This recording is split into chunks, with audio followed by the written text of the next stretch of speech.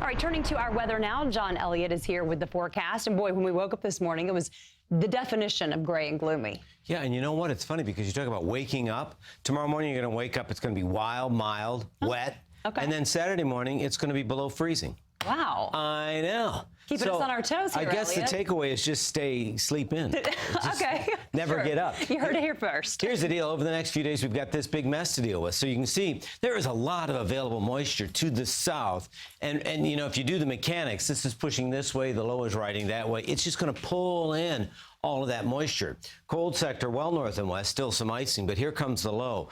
Now, there is that warm air. In fact, it's going to be relatively mild overnight into your day on Friday, and Friday's high for the day will be in the morning before the wind will fill in, and then you get that big change in temperature. So let's timestamp it. You know, unfortunately, it's the evening commute that's going to be really vexing for some, particularly south of the city. But watch all this push through. Some of this will miss us, but some of that will fill in and clip the South Shore.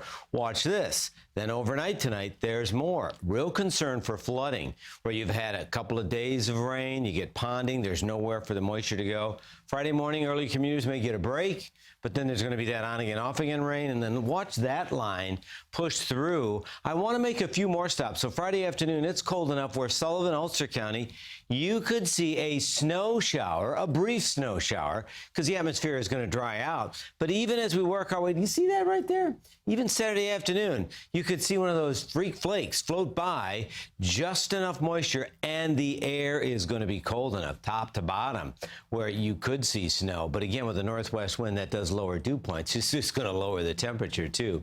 Flood watch parameters right now, I got to tell you, this may expand because the models are hinting at some heavier rain off to the east. The NAM is pretty aggressive with that 1 to 2 additional for Long Island, the city right around an inch. The European is, pretty consistent, too, with that 1.5 for parts of Long Island. I mean, we're watching this. So we need the rain. The deficit since the first of the year is 1.75, but this is not the way you want to make up a deficit when it comes down that quickly in those rainfall rates. That's what leads to some flooding. So challenging this afternoon, particularly overnight into Friday. Worse in the morning for rain.